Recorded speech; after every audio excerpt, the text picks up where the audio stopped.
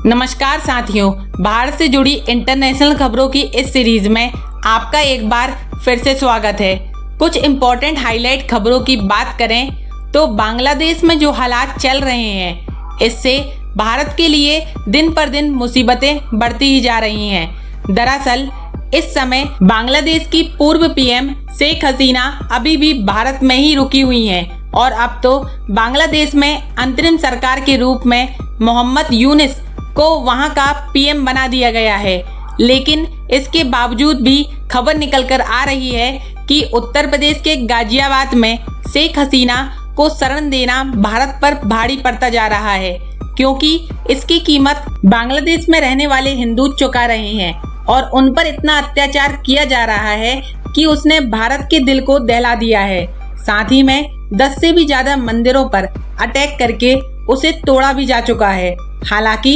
इस पर कोई भी देश साथ देने के लिए तैयार नहीं है, लेकिन भारत का दोस्त माने जाने वाला इजराइल भारत का साथ देने के लिए अपने हाथ आगे बढ़ा चुका है। इसके अलावा बांग्लादेश के लोग किशनगंज और इस्लामापुर बॉर्डर से भारत में घुसपैठ भी करना चाह रहे हैं, जिस कारण भारत के द्वारा सेना को हाई अलर्ट कर दिया गया है और उन्हें बीएसएफ द्वारा भारत में घुसने से रोका जा रहा है। यहाँ तक कि भारत और बांग्लादेश के बीच परिस्थितियां इतनी ज्यादा बिगड़ गई हैं कि भारत के झारखंड राज्य की जमीन पर बांग्लादेश के द्वारा कब्जा करने की कोशिश की जा रही है। यानी कि देखा जाए तो भारत के बगल में मौजूद बांग्लादेश दूसरा पाकिस्तान बनकर तैयार हो चुका है। आज की इस वीडियो में भारत और बांग्लादेश से जुड़ी इंटरनेशनल खबरों की विस्तार से चर्चा करेंगे, लेकिन आगे बढ़ने से पहले इस वीडियो को एक लाइक करें और चैनल को सब्सक्राइब करना ना भूलें,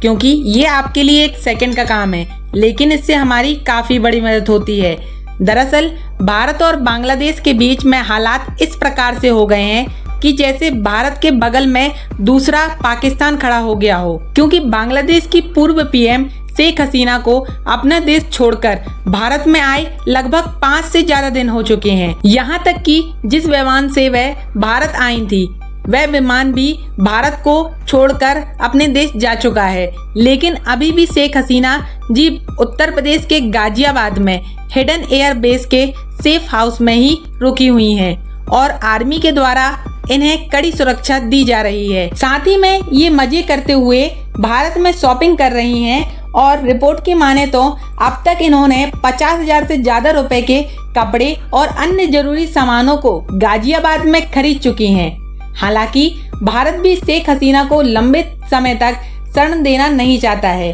इसलिए भारत की ये कोशिश लगातार बनती जा रही है कि इन्हें जल्द से जल्द ब्रिटेन या तो सऊदी अरब में भेज दिया जाए। और शेख हसीना भी यही कोशिश कर रही हैं, क्योंकि इनका भारत में रहना भारत के लिए किसी खतरे से कम नहीं है और ये जितनी ज्यादा देर तक भारत में रहेंगी, भारत और बांग्लादेश के बीच तनाव उतना ही ज्यादा बढ़ते जाएगा। लेकिन दिक्कत वाली बात ये है कि इन्हें अभी भी कोई देश अपने यहाँ शरण देने के लिए तैयार नहीं हो रहा है और हाल ही में खबर निकलकर आ रही है कि इन्हीं की होड़ में भारत के खिलाफ जाकर बांग्लादेश के हिंदुओं पर अत्याचार किया जा रहा है और अभी तक 10 से ज्यादा मंदिरों पर अटैक भी कर दिया जा चुका है। और यहाँ पर सोचने वाली बात यह है कि बांग्लादेश में जो अल्पसंख्यक पर अटैक किया जा रहा है, इस पर कोई भी देश कुछ भी बोलने को तैयार ही नहीं है, क्योंकि देखा जाए तो अमेरिका हो या पाकिस्तान और चीन जैसे देश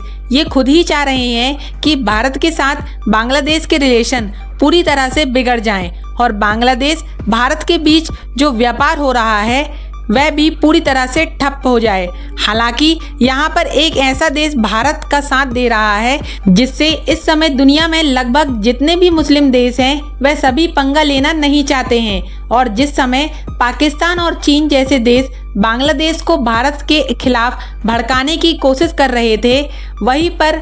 इजराइल भारत का साथ देने के लिए उतर चुका था। यहाँ इजराइल जो कि यहूदी देश का संगठन है, इसके द्वारा हिंदू के पक्ष में इस बयान को सुनकर कई देशों की नींद उड़ चुकी है। भारत में इजराइल के एम्बेसडर ने बांग्लादेश में माइनॉरिटी के खिलाफ हो रहे अत्याचार पर चिंता व्यक्त की है और उन्होंने बताया है कि बांग्लादेश को इस पर रोक लगाना चाहिए, जहां पर विशेष रूप से हिंदुओं और उनके मंदिरों को निशाना बनाया जा रहा है। और तो इजराइल ने ऑस्ट्रेलिया को भी बांग्लादेश के इन हालातों पर आवाज़ उठाने की बात कही है। फिलहाल भारत के द्वारा इन परिस्थितियों को किसी न किसी तरीके से कंट्रोल करने की कोशिश की जा रही है, लेकिन बांग्लादेश और भारत के बीच दोबारा से रिश्तों को सुलझाना काफ़ी ज़्यादा मुश्किल हो रहा है। वैसे तो इस समय अंतरिम सरकार के रूप में मोहम्मद यूनिस को पीएम बना दिया गया है, लेकिन हालात में कोई परिवर्तन देखने को नहीं मिल रहा है,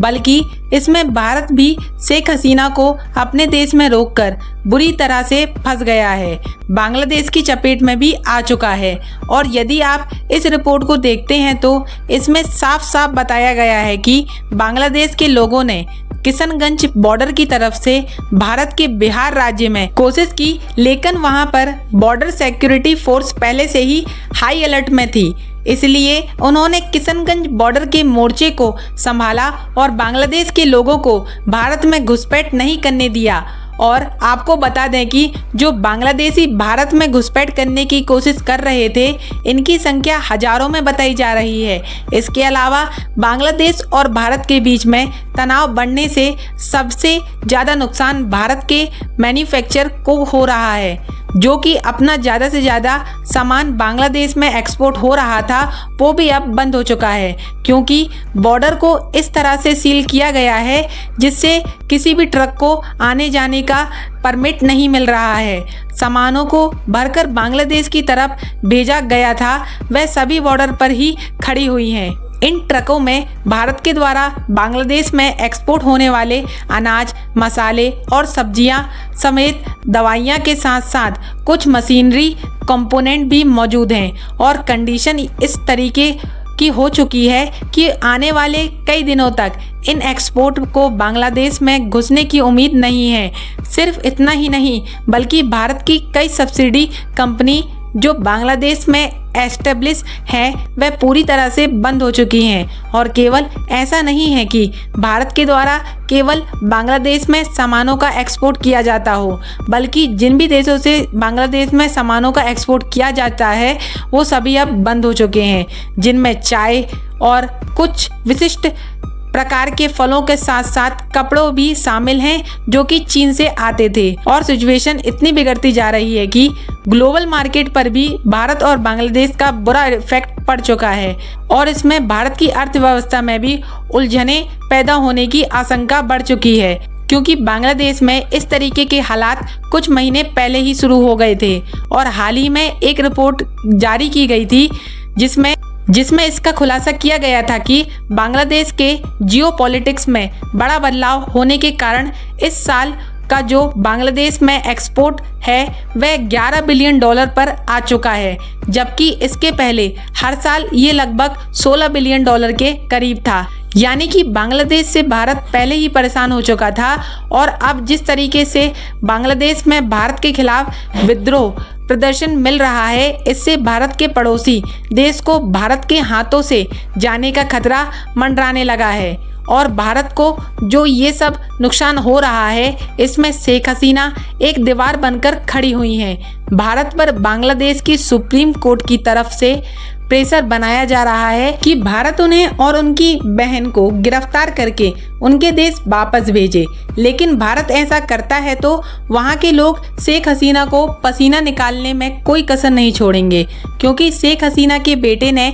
खुद बता दिया है कि इसमें पाकिस्तान का बहुत बड़ा हाथ है, और जब तक बांग्लादेश की स्थिति नॉर्मल नहीं हो जाती है तब तक शेख हसीना को बांग्लादेश में नहीं बुलाया जाएगा। और यदि भारत ऐसा नहीं करता है तो दोनों देशों के बीच विवाद और भी ज्यादा बढ़ सकते हैं। बाकी आपको क्या लगता है कि बांग्लादेश और भारत के बीच के संबंध दोबारा से ठीक होने वाले हैं या नहीं? अपनी राय कमेंट में जरूर बताएं, क्योंकि बांग्लादेश में जो हालात चल रहे हैं इससे भारत का व्यापार बांग्लादेश में तो ठप होने लगा है और इंडियन मैन्युफैक्चरर का घाटा हो रहा है। और इस वीडियो को एक लाइक करके अपने मित्रों तक शेयर जरूर करें ताकि उन्हें भी जानकारी मिल सके। इसी तरह और भी नॉलेजेबल वीडियो देखने के लिए हमारे चैनल को सब्सक्राइब करें और बेल आइकन को दबाना ना भूलें। अब हम मिलते हैं अगली वीडियो में, तब तक के लिए राधे राधे।